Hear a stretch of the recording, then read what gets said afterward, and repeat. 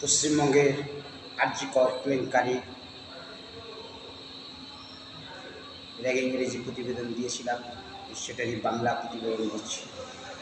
আমি সম্মানের সাথে বলছি, গত ইংরাজি 9 সেপ্টেম্বর 2024 মাননীয় সুপ্রিম কোর্টে মহামান্য প্রধান বিচারপতি মহাশয় পশ্চিমবঙ্গের আন্দোলনরত জুনিয়র ডাক্তারদের বিভিন্ন দাবিগুলি ও তাঁদের নিরাপত্তার বিষয়গুলি সুনিশ্চিত না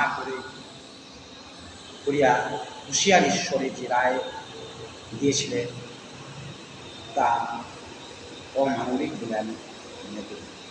এই রায়ের বিরুদ্ধে জনমানুষের ব্যাপক হারে নেতিবাচক প্রভাব পড়ছে, বিচার ব্যবস্থা প্রভাবিত হচ্ছে বলে জনগণ মনে করছে। এরূপ পরিস্থিতিতে আমি মাননীয় রাষ্ট্রপতি মহাশয়, মাননীয় প্রধানমন্ত্রী ও মাননীয় স্বরাষ্ট্রমন্ত্রীর নিকট বিশেষভাবে অনুরোধ করছি, পরিস্থিতির উপর লক্ষ্য নজর রাখিয়া অনুগ্রহ করে আরজিকর মেডিকেল কলেজের কর্তব্যরত জুনিয়র মহিলা ডাক্তারের মর্মান্তিক নৃশংস মৃত্যুকাণ্ডের মূল মামলাটির শুনানি আপাতত বন্ধ রাখা হোক, যতক্ষণ পর্যন্ত না সর্বোচ্চ আদালতের নতুন মহামান্য প্রধান বিচারপতি নিযুক্ত হচ্ছেন। তথাপি আমি আবারও ভারতের মাননীয় রাষ্ট্রপতি, মাননীয়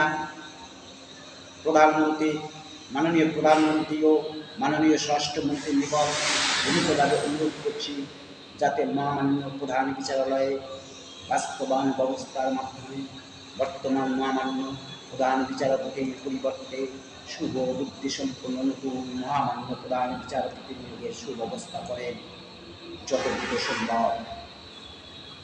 তা না হলে এরপর জনগণ সম্মানীয় মহামান্য দেশের বিচার ব্যবস্থার উপর থেকে আস্থা হারিয়ে ফেলবেন। ফলস্বরূপ সমগ্র দেশ হয়তো উত্তাল হয়ে যেতে পারে। মতামত আবার সম্পূর্ণ ব্যক্তিগত। আমি পশ্চিমবঙ্গের একজন কৃষক। নমস্কার।